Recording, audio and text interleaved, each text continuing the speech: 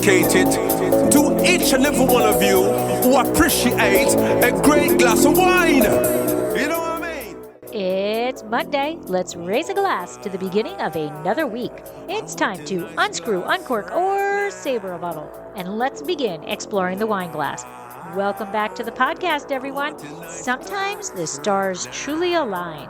Last week, we took a journey through the stunning region of Galicia in northwest Spain, exploring its unique culture, cuisine, and of course, the incredible wines. Well, as fate would have it, right on the heels of that episode, I had the pleasure of attending a fantastic webinar that was a deep dive into Galicia's most famous wine grape, Albariño. If you missed that episode, I'll have it linked up in the show notes. The webinar was co-hosted by Rick Fisher, the Spanish program director for the Wine Guild, and Patrick Mata, co-founder of Ole Obrigado. Their insights were invaluable, covering everything from Albariño's history and viticulture to its diverse expressions and food pairing versatility. Let the fun begin. Please take a moment to subscribe, rate, and review Exploring the Wine Glass. It's completely free and is a great way to let other wine lovers know about the podcast. Be sure to head over to the website, exploringthewineglass.com, to read my award-winning blog and to see what else I've been up to. And most of all, please tell your friends about the podcast. Slancha. Give me the red wine. Give me the blush. Hey everybody, I'm Lori Budd, a UC Davis winemaking program, Spanish wine scholar, sommelier service, champagne and Côte d'Aron specialist, and a WSET Level 2 graduate. You can find Exploring the Wine Glass on all the socials, as well as your favorite podcast catchers. If you haven't subscribed yet, now's the perfect time to swipe, subscribe, rate, and review. Stay in the know about all things wine by visiting my website, exploringthewineglass.com. I promise I'll never tell you what to drink, but I'll always share what's in my glass. That was no brandy, that was no Monty. But for those of you who don't know me, my name is Rick Fisher. I am the Spanish Programs Director for the Wine Scholar Guild, where I created the Spanish Wine Scholar program as well as the Spanish Wine Essentials courses. I'm a certified educator for Rioja, Sherry, Cava. I've worked with a number of wine regions. I've been working with Patrick and Ole Obrigado on this project for a number of years now. It's always one of the highlights of the year because it's super fun. But my friend Patrick here, barely bright-eyed and bushy-tailed as he just arrived in Malaga this morning. So Patrick started Ole Imports when he was just a young child of 19. And they have grown like crazy. You can read here, his accolades, which this is probably just a very small amount of them. I have the utmost, love and respect for Patrick and Alberto and this company because of the work that they do, not only shining the light on amazing Spanish and Portuguese wines, but they're also very philanthropic. And that kind of leads me to where we are going today. So today, you are joining us on El Camino del Albariño, and I'm going to let Patrick share a little bit about how this all began. Great, thank you, Rick, and thank you everyone for joining. El Camino del Albariño, it's a campaign that we started about 6 years ago to promote the Albariño grape all over the country and also raise funds for a charity that supports people with disabilities. Wine on Wheels is the foundation. Over the years, giving back has been a very important part of our company, the ethos of our company. And through El Camino del Albariño, we have raised over $200,000 to support Wine on Wheels. Overall, as a company, we support other causes as well.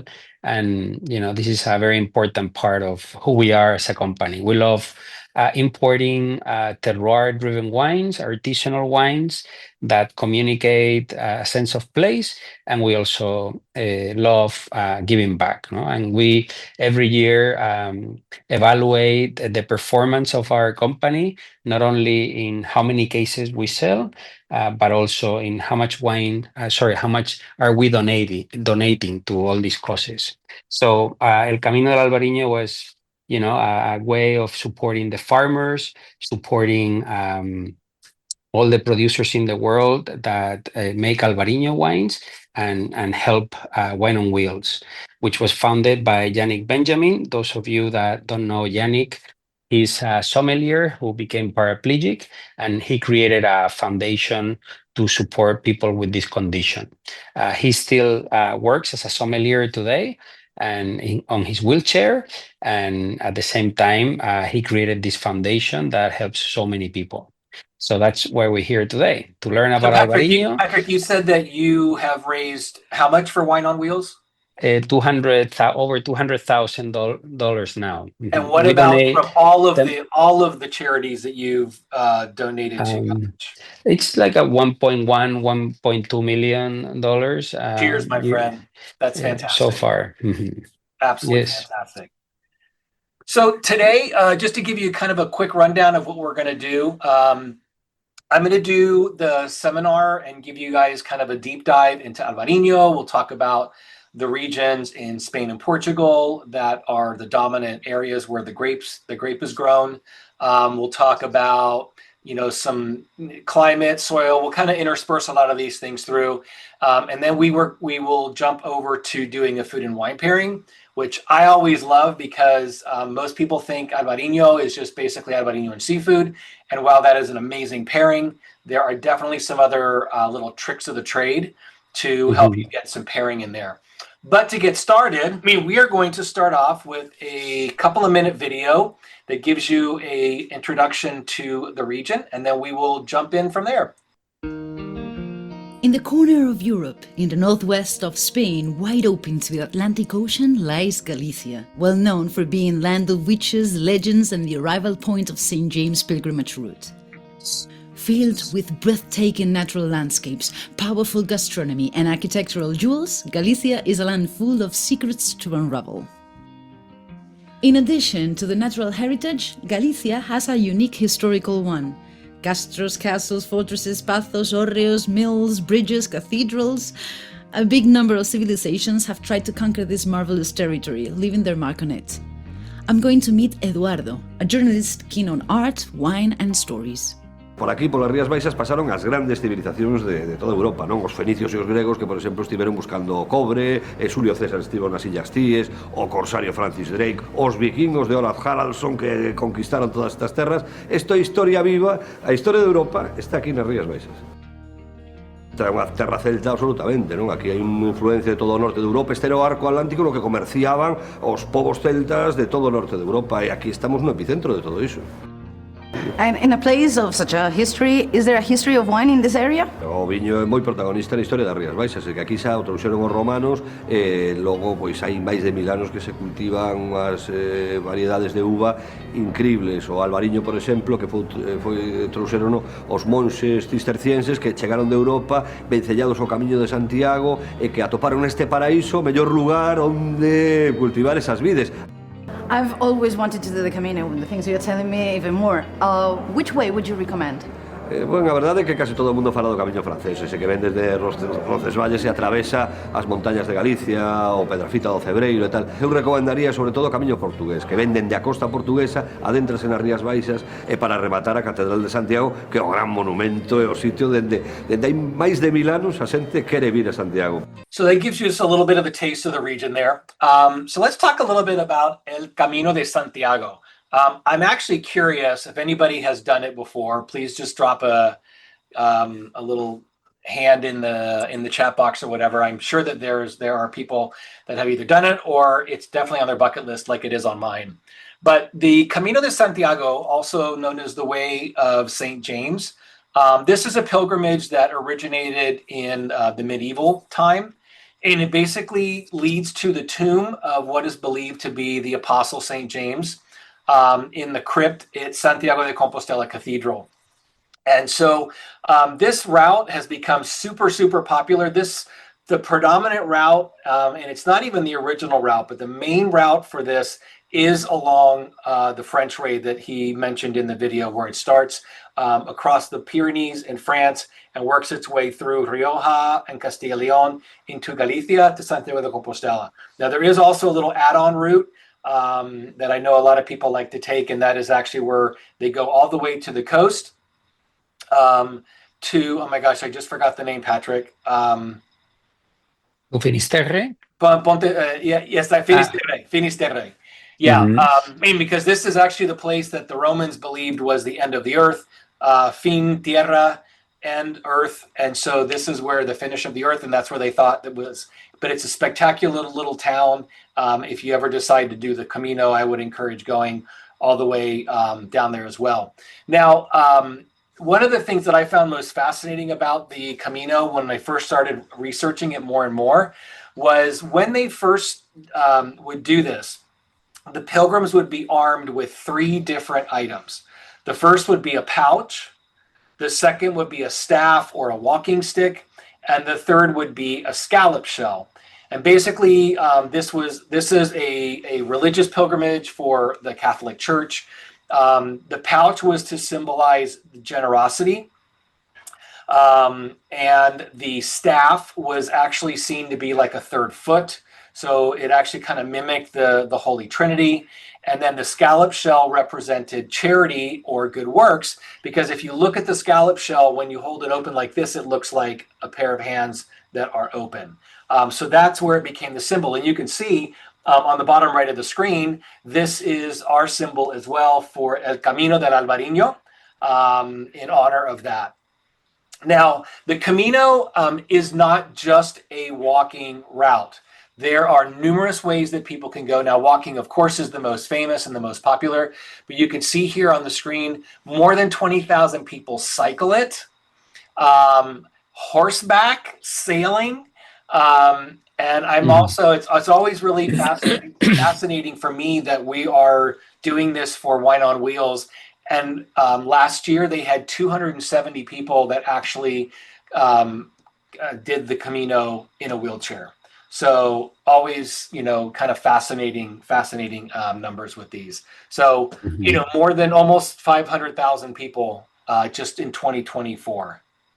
Yeah, for those of you that haven't done it, I recommend and for those of you that have done it for the same matter, there is a great movie called The Way that shows you what El Camino is all about, and it's a spiritual experience, but a lot of people do it for other reasons. But it's a journey of getting to know yourself, getting to know other people, experiencing great food along the way, and drinking great wines as well, because you're going through all these different areas, villages that produce wine throughout Spain and Portugal as well. So I highly recommend it. I've done it twice, and it's a great journey. And Santiago, the city where the journey ends, is the capital city of Albariño. This is where all the Albariños are grown. The Albariño grape was born in this area near Santiago, so that's why we call it El Camino del Albariño, because we're in this journey, of searching for this grape. And you can see on the screen here, these are just a couple of shots about what it looks like along the route. Here you can see the scallop shell. And if you're going through areas, not just in Santiago or other parts of Spain, where the route actually goes through, whether it be somewhere like Burgos or Rioja or Castilla y León, then you will see these, where they might be on a post, they might be inset on the sidewalk. They're all over the place. And so this is to guide them along their way. And then this of course is the cathedral at Santiago de Compostela. Now, one of the things that's really fun, that over the course of the 4 years that we have been doing the masterclass here for this, how much we've learned about just the origins of the grape. because I think it was the first or second year there was some new evidence that came out that challenged some of the traditional thinking. And you even heard in the video from the guy in the video where he talked about, the monks brought the grape over. Well, that has been, it's like very, very unlikely the case now. There are a lot, you can see on the screen here, there's a lot of different theories of how it came. The grape itself, translated, basically means the small white one from the Rhine. And so this was, a lot of people thought at one point, probably because of the acidity and the somewhat similar taste profile to Riesling, that it was a related grape. But you can see the very bottom one is really where it all ends up now. So there was scientific evidence that actually came about in July of 2020, where the Galician Wine Museum discovered and identified the oldest seeds of the variety that evolved from the current Albariño. And so this was found in the city of Vigo, and there is now a museum on top of this area. It was actually in a preserved evaporation salt mine dating back to the Roman Empire from between the 2nd and the 4th centuries CE. So all of these other theories are great, whether the monks brought it or it traversed along the route with pilgrims, but you can't really argue with the genetics and the DNA analysis.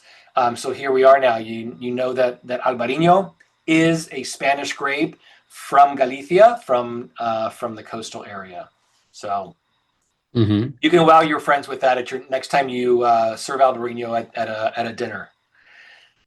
So I know a number of you know the grape, but we're just going to give a quick overview on it. I know a number of you know it because I see a lot of my former students and some instructors on here as well. So it's kind of fun to see some familiar names. But you can see the grape bunches here. They tend to be, they're not super compact, and they do tend to have a little bit of a difference. The berry sizes aren't super, are not all the same. Part of the benefit of that is in the region here, in particular, the closer to the coast when it's a lot more humid, you don't have as much of an exposure to mildew and rot because the airflow is allowed to kind of go between the berries and the bunches. So, but these produce wines that are very light in color. They're very, very aromatic. I actually have the 3 wines from the tasting that we'll do a little bit later today, and went through and they kind of blow you away with how aromatic they are. And you get a lot of notes of citrus and whether it's stone fruits or tropical fruits, and just depending on the winemaking method and whatnot. But generally, we're always talking about a wine that is high in acid and super refreshing. It is moderate alcohol, so it is very easy to consume a bottle and not even think twice about it. So I will say that I am guilty of that. So. And then here, this is just a little bit more of a visual. I would say the only thing that I don't typically agree with on this is I think it's definitely on the drier side than what this graphic makes it look like. But everything else I'm in super agreement with. Patrick, did you want to share anything else about the grape before we move on? Yeah, I think today Albariño is very relevant because people want to consume lower alcohol wines in general, and Albariño tends to be always low in alcohol. Also, people prefer crisp whites, typically not oak age. So most Albariños fall under that classification. You have a huge demand for Sauvignon Blanc, for Sancerre. These are all vibrant, crisp whites, and Albariño is exactly like that. Where Albariño is different to some of those grapes is that it can communicate a sense of place with a lot of precision, just like Chardonnay can do. If we go to Burgundy, you can have Meursault, you can have Chablis, you can have multiple areas that produce very different expressions of Chardonnay, and those it's a grape, no, Chardonnay, a grape that can communicate place extremely well, and Albariño does that very, very well. So those are some details about this grape, and it tastes great while young, but also it's a grape that can age and improve with time. This is not something that a lot of people know about the Albariño grape, because most Albariño wines in the market are a very young expression, a fresh vintage, but Albariño ages very gracefully with time. That's actually what I was gonna mention as well, is that there has been a misconception that Albariño, you have to drink it in the current vintage. And I mean, I was in Rías Baixas a number of years ago, and we'd taken a wine, I think it was probably 6 years old, to a nice restaurant, and the server told us that the wine was too old to drink. And I was with a group of educators, a master somm, a master of wine, so we knew what we were drinking. But obviously we opened it and told them to open it anyways. But this misconception that it is just current vintage, I would challenge you, and I always do this. I tell people, if you're trying something, buy at least 2 bottles. Drink one now if you want, and then put it down for a couple more years, because even a stainless steel aged or just stainless steel fermented Albariño will change a little bit over the course of a couple years. Now, some of the ones, like one of the ones that we have today, has some extended lees aging. Those types of things are obviously going to enhance the ageability of the wines. But I really encourage you guys, don't just pass up something that, if you see a 21 on the shelf right now, don't necessarily pass it up because you think it's too old. So Albariño, we all know where it originates now, but it is actually, it has become a quite well-traveled grape around the world. I would say one of the probably the #1 white Spanish grape that has the most diverse plantings around the world. Mm-hmm. And so, of course, we grow it here in the U.S. We have it up and down the coast, in Northern California in particular. There's a lot of it grown there, in Lodi and other areas. They have some fantastic ones in Oregon as well. On the East Coast, you have quite a bit in Long Island. It's in the Finger Lakes, in Long Island, in the Hudson Valley, also grown extensively in Virginia. So it's a coastal variety, that does very well in the Northeast. Mm-hmm. And it also does quite well here, you can see, in South America. So the U.S. is second in production numbers behind Spain. And then you have third, believe it or not, is Uruguay. And it's really their signature white grape, is Albariño. But you also have it in Brazil and Argentina and Chile, of course, Spain and Portugal, but also it's grown in the UK. I think with climate change, this is going to become a really important grape for them. It's authorized in France now as well. And it's also grown in South Africa, in Japan. We learned this one a couple of years ago, I think, and in New Zealand and in Australia. But in Australia, it's very interesting because there's probably very little true Albariño there. This was what they were calling the grape, but when they did some analysis on it, they actually realized that it was Sauvignon from the Jura. So, but it's really truly taken the world by storm. Patrick, also Washington State. Someone is commenting that it's also grown in Washington State. Exactly. Mm-hmm. And somebody's asking, are there other names for it in different regions? I think it's always Albariño. That's the only thing I've ever seen. Yeah, I haven't seen another name for the grape. In Portugal, it's Albariño with a V as in Victor. So the spelling is slightly different, but it's, as far as I know, it's always called Albariño. Yeah, I've never seen any other synonyms for it. So, So here, you can see here where we're going to be talking about today. If you look at the map on the right, you've got Rías Baixas, the 5 subzones there. And then you've got in the green, you've got the Monsal and Melgaço in the Vinho Verde region in Portugal. So we'll start off with Rías Baixas. This is the home of the grape. This is where the majority of the production between the two countries comes from.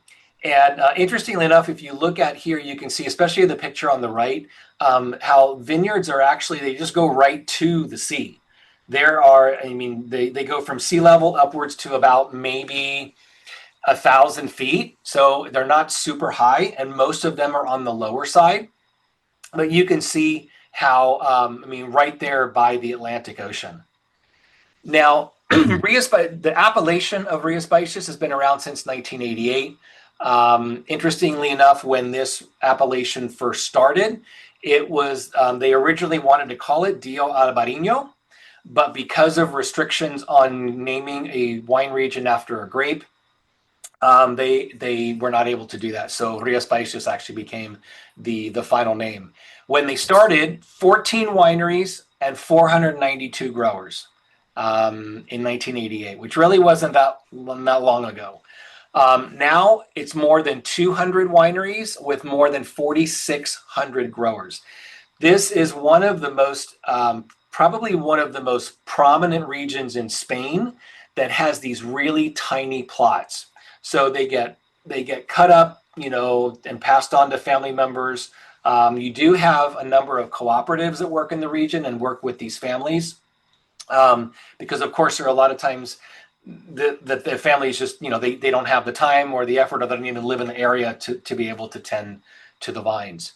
One of the things that I really love about this region, and one of the wines today that we're going to taste, is actually from a female winemaker.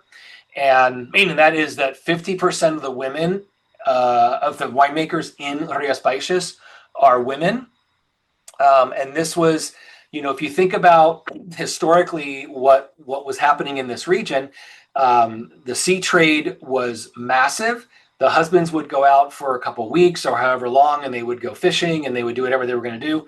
And the women would stay at home. They would do the agriculture, take care of the kids and everything. And so this tradition, that's been very much a tradition, that women have played a significant role in Rías Baixas. So just a quick rundown on the 5 subzones. I'm not going to go too deep into these. If you want to go deeper, come and join me in the Spanish Wine Scholar course, and we'll talk even more about that. But so Val do Salnés region, this is the region over here. You can see along the coast. This is the largest area of production for Albariño. Almost 64% of the production comes from this area. This area has the largest amount under vine. It has the oldest vines on average. It's the birthplace of Albariño, and you can see here it's also the coolest and the wettest of them. It has the most land that's exposed to the sea as well. We're trying 2 Albariños from this area today. Right. Leirana and Lagar de Pintos are both coming from this particular area of Val do Salnés. Then we move Val means valley, okay? For the those of you Salnés Valley, right? It's the Salnés Valley. Valley. And then we've got Condado do Teia. So this is the most inland of the 3. So it has the most continental influence. This is the area that tends to be a little bit warmer. Here you'll also find some other grapes planted in. So you'll find some like Loureiro that is planted in here that does quite well in this area. Then we move over to along the Minho here, down towards the west. You have O Rosal. Now, a lot of the wines in this area are blends, so you will see a lot of like Loureiro. You may see some Treixadura, and some of these other grapes that are blended into here. Now, here they account for about 10 or 11% of the overall production, but these tend to have kind of like they tend to be really complex, and part of that is because of the fact that a lot of these are blends. But you have, especially in these areas here, you have a lot of the salinity. in these wines. And I'll tell you, I've tasted all three of the wines for today, and there is definitely salinity in these two Valdosalnés wines. Mhm. We have this little triangle here, Sotomayor, and this is the smallest of the subzones. This one was added after the fact. The first three were part of the original DO, and then this one was added in 1996, 8 years after it started. And this is the smallest, but it only produces varietal Albariño. So even though there are other grapes authorized in the region, there's only 8 producers in this region, and they have actually all decided that they are only going to work on Albariño because this is, 95% of the plantings in Rías Baixas are Albariño anyways. So that's what you have here. And then we move up to the top, and you have this Ribera de Ulla, which was only established in the year 2000. Accounts for about 3% of the production, and sits along the riverbanks of the Ulla River. And here it is. It's dry and it's warm.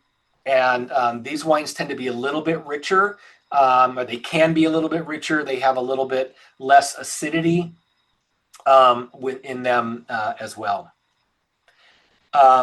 So somebody wants to know, are these the names in Gallego? I think these would be the Gallego names, because Valdosalnés would be Valle de Salnes if it was Spanish. So these are the Galician names of these regions. This is an important question too, because this area for many centuries, it was very remote from the rest of Spain. There are a lot of mountain chains that in the winter were full of snow. So this area was always very isolated from the rest of the country, and they have their own language. People here are very Celtic in this area of Spain. You see a lot of people with blue eyes or green eyes, red hair people. They play the bagpipes. The food there is totally different than what you have in the rest of Spain. And the wines made, because the climate is so different, are totally different. So the Albariño grape doesn't really grow anywhere else in Spain. This is the area where it's grown. So it's just a unique place. It's part of Spain, but it's really its own country with its own language. The architecture there is very different from the rest of Spain. So it's just a very unique place. Yeah, it's actually really interesting that Galicia is only one of 3 autonomous regions in Spain that received a separate nationality designation. And this was happening before Franco died, and then once the new constitution came in, the 3, interestingly enough, are Galicia, which has its own language and culture, Catalunya, which has its own language and culture, and País Vasco, which has its own language and culture. So it's really interesting how these have received that, and they maintain that. And I love Galicia. It is just one of the most spectacular places to visit, and it still feels very untouched in many reasons. And so I would tell you, if you're looking for a place to visit, it's very easy to get to. There are a lot of you can fly in directly, or you can take the train from Madrid, and it's super easy. So that's our travel advice for this webinar. All right, so now let's take a look at the Vinho Verde here in Portugal. And you remember this is the area that sits on the border between Portugal and Spain. It's inland, so it sits almost directly beneath Condado do Teia on the map. Now, this was established back in 1908. Vinho Verde is the largest DOC in all of Portugal, and its export legacy dates back hundreds of years. Here you have primary ownership, like Rías Baixas, are small plots. There are in one of the regions, it tends to be a little bit larger parcels, but in the other, it is smaller plots. So you can see here on the map. So we've got Monção, which is the western side of that, and then you have the Melgaço, which is on the eastern side. Now, here definitely there are some differences here.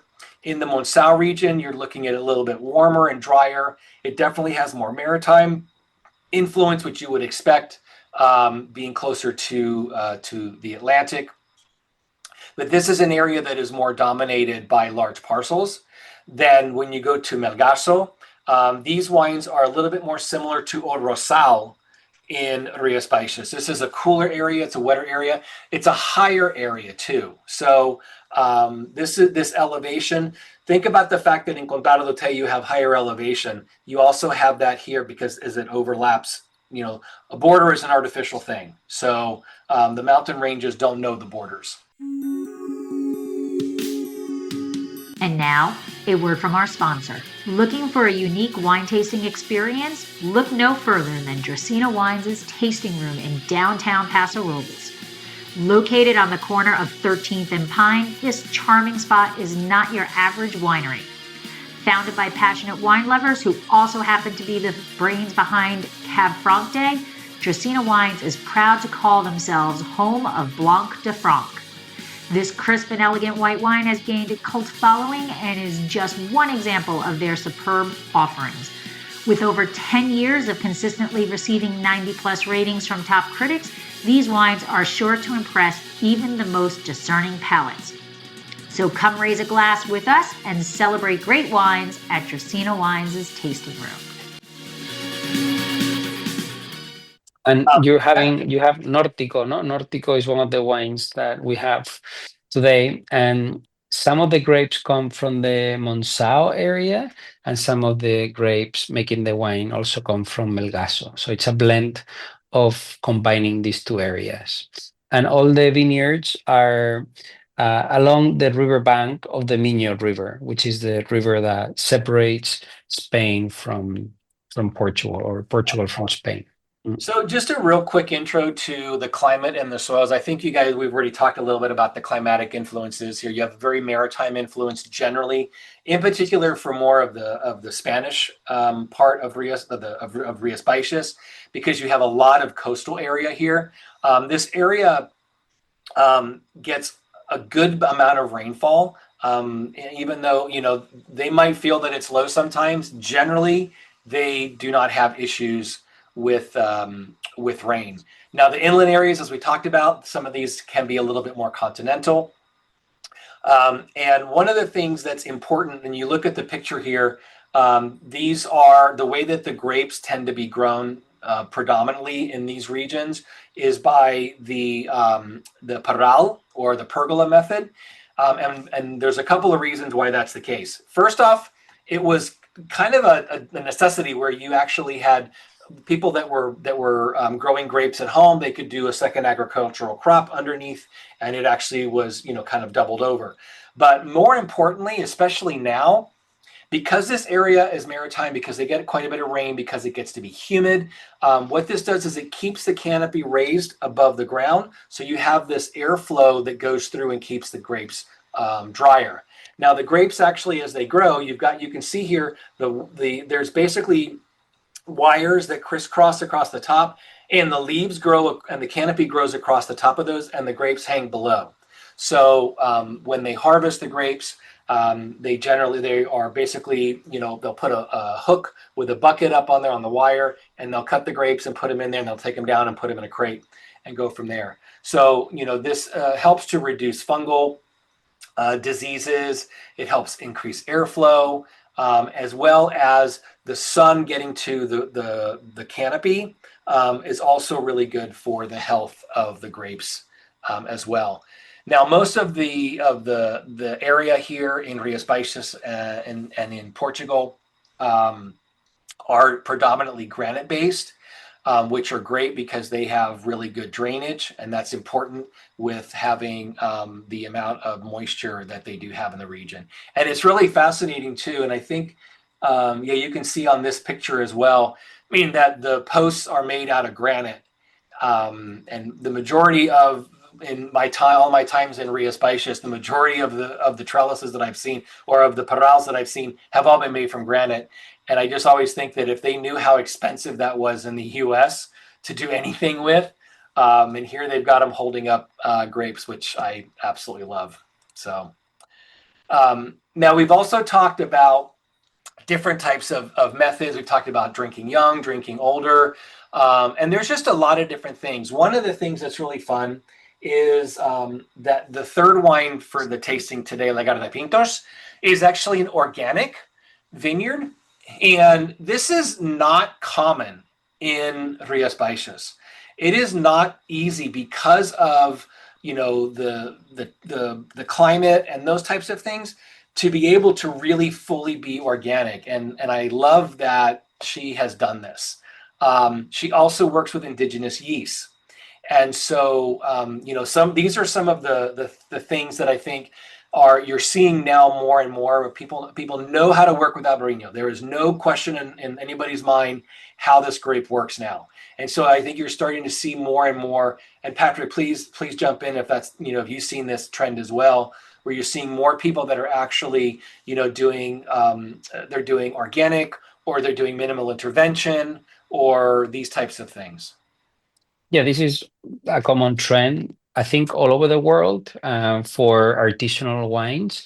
Commercial brands, you know, don't want to do that because they want to make a wine to taste a certain way or to hit certain flavor profiles. But when it comes to artisanal wines, the goal is to communicate a sense of place. And the best way to do that is to work, you know, in a non-interventionist way, you know, with natural yeast and all the elements that nature provides. Yeah, super. All right, so I mean, that's kind of our introduction to the grape. Now we have a little bit of this is fun that we're adding something new this year, in addition to a few other things that we've done. But we're going to do a little video clip here for a couple minutes. But before I flip it over, I want to preface it.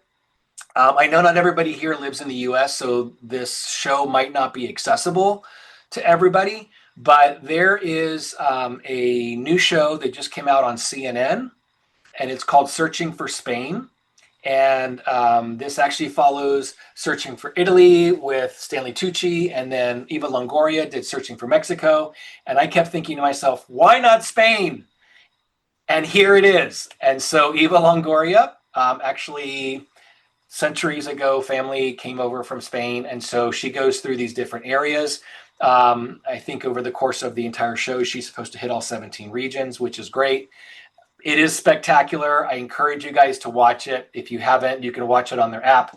But we're going to give you a couple of minutes of her interview with John Berman, who's one of the anchors for CNN. So I hope you enjoy this. They have moved on to the Galicia region, Galicia. which they speak Gallego there. They are really known for their seafood, specifically for its octopus, but it's also known for its beef. It has a very, very famous Galician blonde beef that you can only find in Galicia, and it is rare, it is expensive, it is a cow that is massaged and taken well care of until it is on your plate. Is this where you had a piece of meat and then called your dad in Texas and said, you guys think you know meat? I did call him. We had a cattle ranch in Texas. I'm like, if anybody knows beef, it's me. It was the best beef I've ever eaten, by far. Albariño.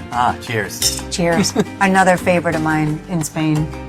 I think that might be my favorite. No, I love an Albariño too, but Albariño's a grape specific to Galicia. Galicia is really a rich region of Spain that is known for the best products, whether it's produce, seafood, or beef. But the interesting thing about pulpo, which is the octopus, so the pulpo has to be prepared by a pulpera, which is a person who specializes in making octopus. And it's a very simple, you just boil the octopus and then you put a little bit of paprika on it, and then you usually eat it with a toothpick, but we can eat it with our fingers. Okay.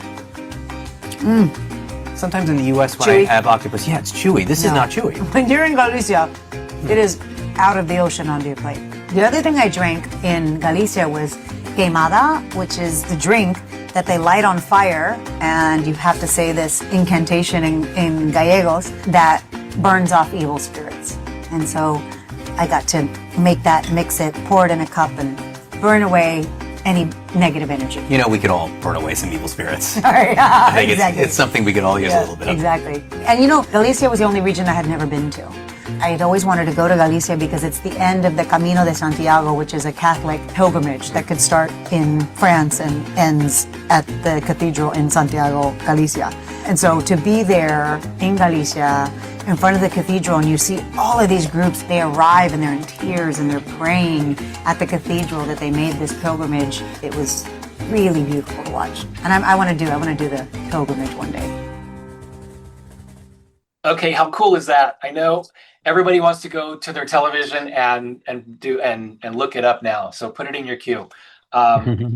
You know, I have to tell you, I was fortunate enough last year to take a group of our instructors from Wine Scholar Guild to Galicia for a 7-day trip. And we got to do the queimada, and we got to do the whole incantation. And we ate some amazing food. And that said, we are going to move into the tasting right now for the 3 wines. For those of you who have the wines. Now, if you don't have the wines, don't worry. We're not going to spend a super long amount of time here because we do have a food and wine pairing section to talk about. But I mean, we just wanted to we've talked about these wines as we've gone through. And I just thought it would be really interesting to have Patrick, because Patrick lives and breathes all of his wines, to just give everybody a little bit of a picture of what each of these wines are about. Okay, thank you, Rick. So this is we chose these wines because you can learn a lot about the grape with these 3 different examples. Imagine for a minute that you had 3 glasses in front of you, each glass for each wine, and imagine you didn't know what the grape or the wines were, and put your nose inside of each glass, and what you're smelling in each glass is very different. The color can be slightly different as well. The texture on the palate when you taste the wines is going to be very different.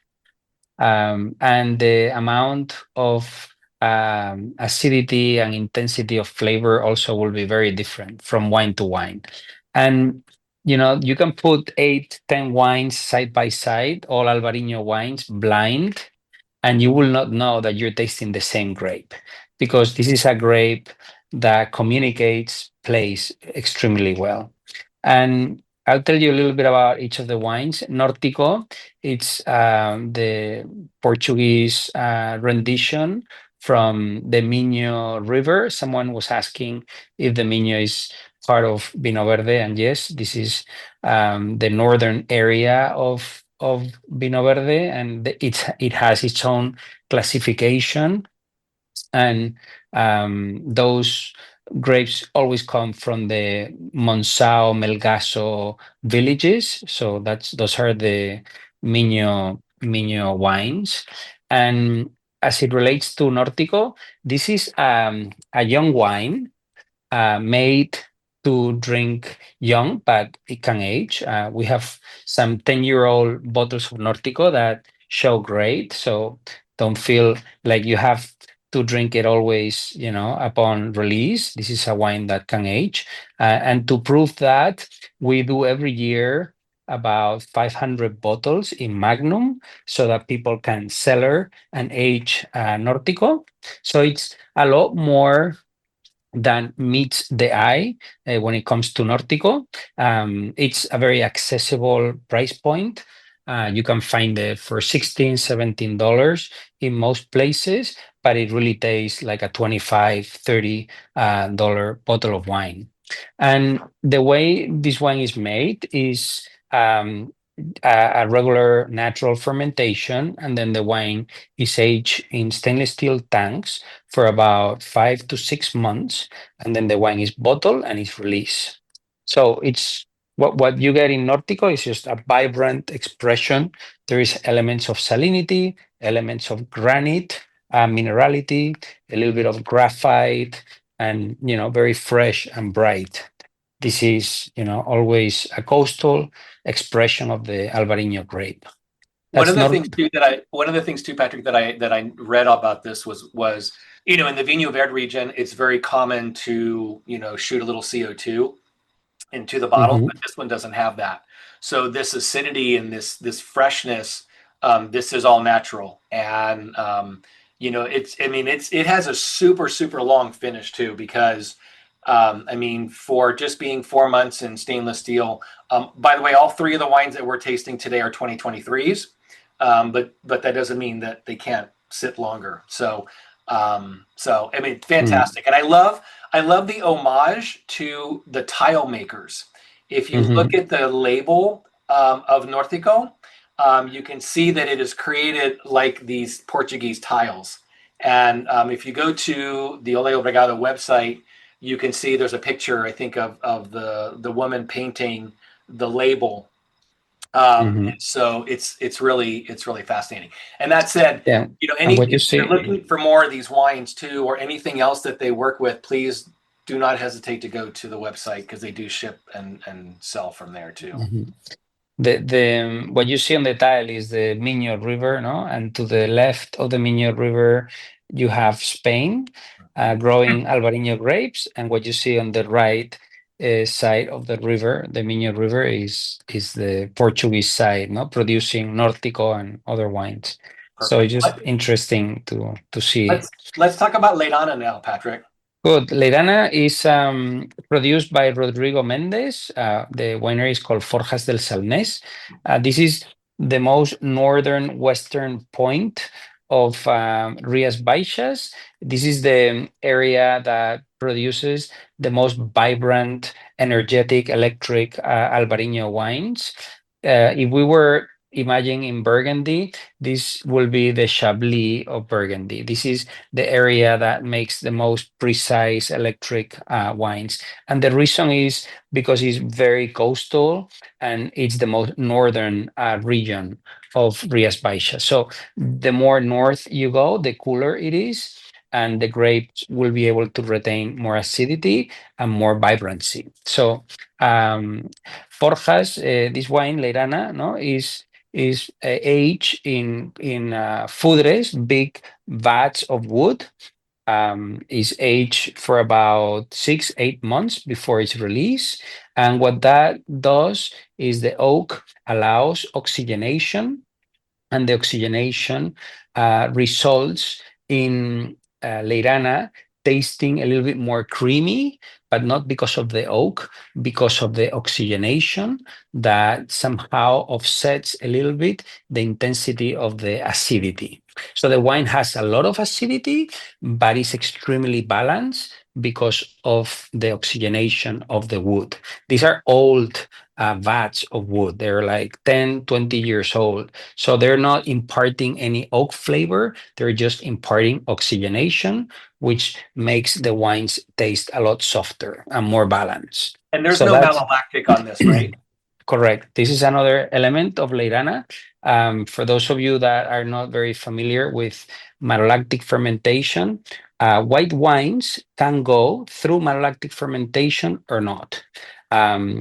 Of course, all wines go through the alcoholic fermentation that turns the sugar into alcohol, but then wines can go through another fermentation process, which is the malolactic fermentation process, where the malic acid turns into lactic acid. This is very technical, but basically, if your wine goes through malolactic fermentation, your acidity drops a lot, and the wine becomes very creamy. Okay. And this winery doesn't want to do that because they want to showcase the vibrancy of the Albariño grape. How do they achieve this creaminess that malolactic fermentation typically achieves? By aging the wine in wood vats. They can achieve the same feeling of soft and roundness without taking any of the energy of the acidity away from the wine. So that's how Leirana is produced. And now we can move to Lagar de Pintos. Let me make one comment real quick. So if the comparison for malolactic is super easy. If you take a wine like a Chardonnay that from Chablis that that doesn't go through malolactic. It's light and crisp and fresh. Take a California Chardonnay that has gone through full malolactic that tastes like butter and cream and that type of thing. That's the big difference. And so, here you have the emphasis on the malic acid, and that freshness. The other thing really interesting about this as well is that the soils are granite. You can taste that real sharp minerality along with salinity, and it does have a little bit of a hint of creamy texture. But again, like Patrick said, that's actually from the foudres and not from any malolactic influence. So, okay, now off to Lagar de Pintos from Marta. Sí, this is Marta Pinto. She's the winemaker. This is a family-run estate. They have been producing Albariño since the 1800s, this family. And it's a very unique estate because it's located on the coast next to a river. So you have all the natural sediments of the river that are part of the vineyard where these vines are grown. These are 40 to 80-year-old vines. Some of them actually 150, 170-year-old vines. So you have pre-phylloxera vines here. That means that the Albariño vine is is in direct rootstock, direct communication with the soil. Most Albariños are planted and grafted on American rootstock, but some of them are not. And in this case, many of the vines producing this wine, Lagar de Pintos, have direct rootstock. And again, the place is very unique. The soil type here is totally different. Marta likes to undergo a little bit of malolactic fermentation. So this wine has a little bit of both, no malolactic and a little bit of malolactic fermentation. So it combines this beautiful element of texture that is, to me, the most appealing aspect of this wine. Obviously, the nose is beautiful. You can smell a lot of white flowers and is very fragrant. But the texture, to me, is what makes this wine so unique. Yeah, no, I think that a couple of things too that I remember seeing about this is that, the grapes come from 7 different plots that she vinifies separately. And so remember, this is the one that's all organic, and she works with indigenous yeast, and then she ages on the lees for at least 8 months. So aging on the lees, allowing it to go through partial malolactic, but it's super fresh. It's got really nice acidity. For me, it's like I get these overwhelming notes of lemon curd, like in a lemon meringue pie. Like, I just love that. It takes me back to being a kid. But I love, all 3 of these wines are just spectacular examples of what this grape can do. So Jeff, it was 8 months on the lees. And then somebody asked about if Albariño can be blended, and absolutely, even though all 3 of these wines are 100% Albariño. It is definitely blended, especially in these areas like we talked about in Orrosal, that's situated along the Minho River, and even sometimes in Condado Tea. But the majority of wines from these regions are 100% just because the grape is so overwhelming. Okay, so now we're going to, we're almost done. There's a quick question. It's partial malolactic fermentation. Yeah. Some people use cement and amphora. That's another question. Most people use stainless steel tank. The trend now is to use wood, not to impart flavor, but to oxygenate. So the wood vessels that are used typically are very large, anywhere between 1,000 to 5,000 liter wood vats that are old wood, so they don't impart any flavor. It's just a vehicle to oxygenate the wine. One of that question too, though, I actually want to tag onto that from the question from Alex. So because she vinifies the 7 plots separately, do they all go through a partial mallow, or do some might not, and then when she is blending the 7 together, then she kind of gets the profile that she's looking for? It's a co-fermentation. She harvests all the grapes of all these different parcels and vinifies that lot totally Okay. Okay. as a co-fermentation process. Okay. So, and then she likes to, undergo malolactic fermentation, but partially only. Okay. Okay. Perfect. All right. So we're going to jump into food and wine pairing. I know we've talked a lot about food. You've seen stuff with food with the Searching for Spain little clip, but there's definitely a couple of tricks here that Patrick has up his sleeve. I mean, when you're looking at what to pair Albariño with. So Patrick, wow everybody with your surprise pairings. Okay. Well, I think that, when you are cooking and, wine is one more ingredient of your food, that's how I like to see wine myself. And every wine has a moment and a place to amplify flavor. And when it comes to Albariño, what is really unique about this grape is that it has two things working at the same time. It's a high acid grape, and it's a grape that typically contains beautiful elements of salinity. And when it comes to food, we always use acid to amplify flavor, and we always use salt to amplify flavor. So with Albariño, you have these two different components working together at the same time, and they can be extremely versatile. For example, when you're eating oysters, you may like a little bit of lemon in there. You want acidity, right? So Albariño can be that lemon in your oyster, right?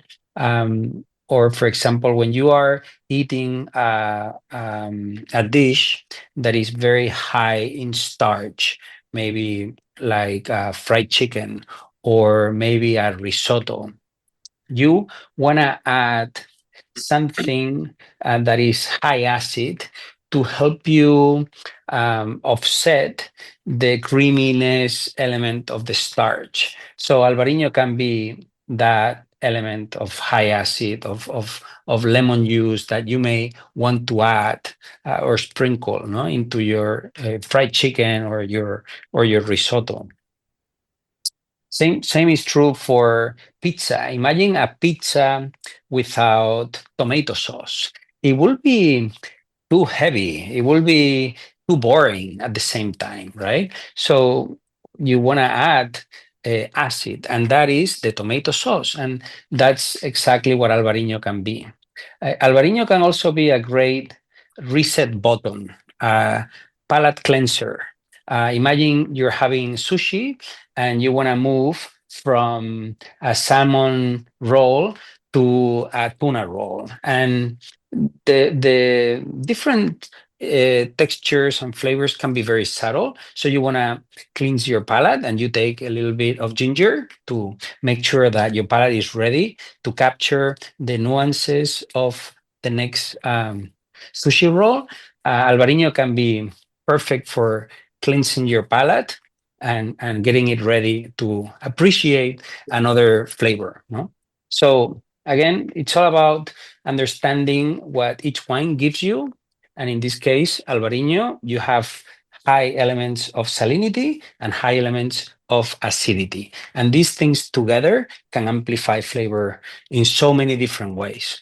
So that's now. What about kind of one last one, Patrick? Because we saw it on the clip from Eva, and you have a picture of it on the slide here, and that is beef.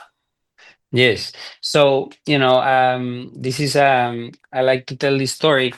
This is a couple of years ago. We were doing a dinner of multiple wines pairing with different courses. And we started with a sparkling wine. We continued with, white wines. And then we finished with, some red wines, some steak. And the red wines that we were having, mostly Rioja and Ribera del Duero with the steak. We also had a Pauillac from Bordeaux.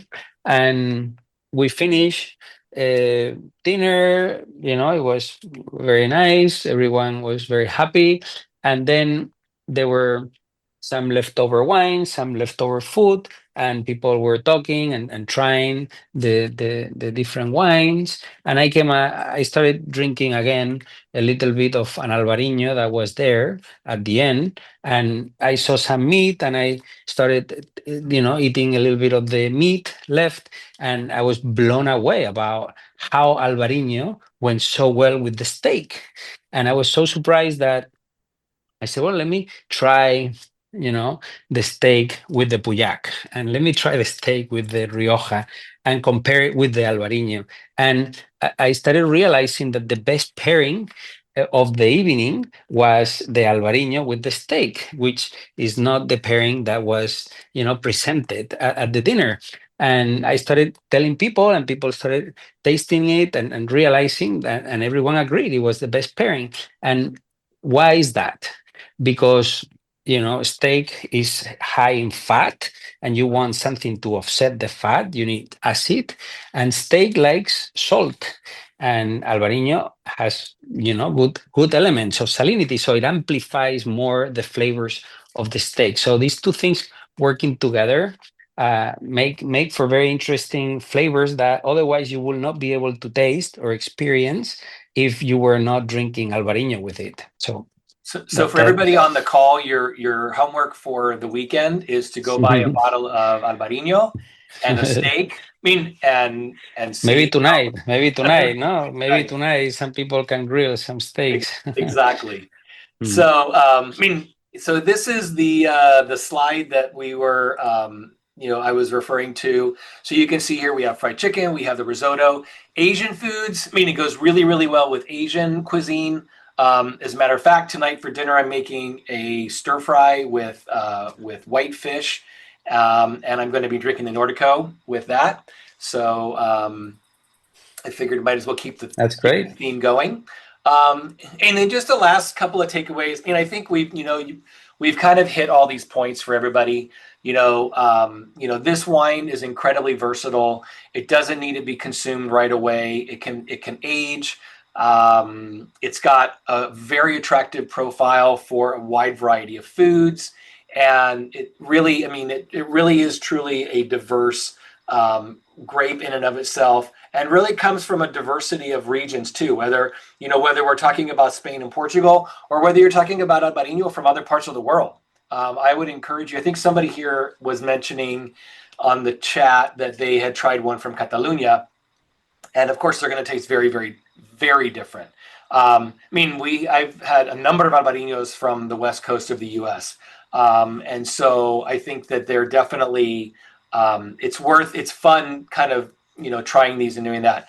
But the other thing is because of one of the goals of this webinar is to introduce people and get people more excited about Albariño. But the fact that when you purchase these wines from Ole Obrigado, or from one of the retailers, then the money is being donated to Wine on Wheels. So we always finish with this little clip that Patrick won't let me take out. And basically, probably you'll be able to tell from when you see me in this video that it's an older video. But basically, we're saying, what should you be drinking this summer? Albariño is an incredibly versatile wine. It's a great food wine. It's a great wine by itself wine. As a matter of fact, when my friends were drinking Sauvignon Blanc, I was drinking an Albariño. When my friends were drinking a Chardonnay, I was drinking an Albariño. When my friends were drinking a Cabernet Sauvignon, well, I was drinking a Tempranillo, but not until I started with an Albariño. And as a matter of fact, I really should know by now that I should have two glasses with me. Whenever my friends try an Albariño for the first time, they always want one. Yes, Alex, I want that T-shirt too. Yeah, we've been talking about this, and maybe we'll actually get one and put it on the store. Maybe one, hopefully in the next. Let's talk about that, Patrick, and see. It's a fantastic. Yes, we have to make it happen. Make it happen. Yep, we do. But hey, we just want to thank you. You guys have been great. Lots of really good questions, and again, I think we put the links in there for the 3 wines from today. If you didn't get the 3-pack and you still want to order some of these wines, I highly encourage you to do that. And then just as a reminder that you will get a follow-up email with a digital certificate and a copy of the recording. So for those of you who had to drop off early, or for anybody who wasn't able to make it, you are able to watch and enjoy. And I hope you guys did enjoy it. Thank you guys so much. Patrick, enjoy your time in Spain. I'm jealous. Thank you. and everybody, thank you so much for joining, and we'll see you next time. Thank you, everyone. Thank you so much. Irish coffee, banana. This has been another episode of Exploring the Wine Glass. Thanks for listening. If you have suggestions on what topics you would like me to discuss, please reach out on social media. You can find me on Twitter, Instagram, and Facebook as Exploring the Wine Glass. I am also on LinkedIn as Lori Hoyt-Budd. Of course, you can always email me at exploringthewineglass@gmail.com and sign up for my newsletter at exploringthewineglass.com. If you enjoyed what you heard, please rate, review, and subscribe to help others find me more easily. And most importantly, tell your wine-loving friends, because if you like the podcast, they will too. Podcast music is Wine by Kevins. Until next week, slancha. For a good glass of wine.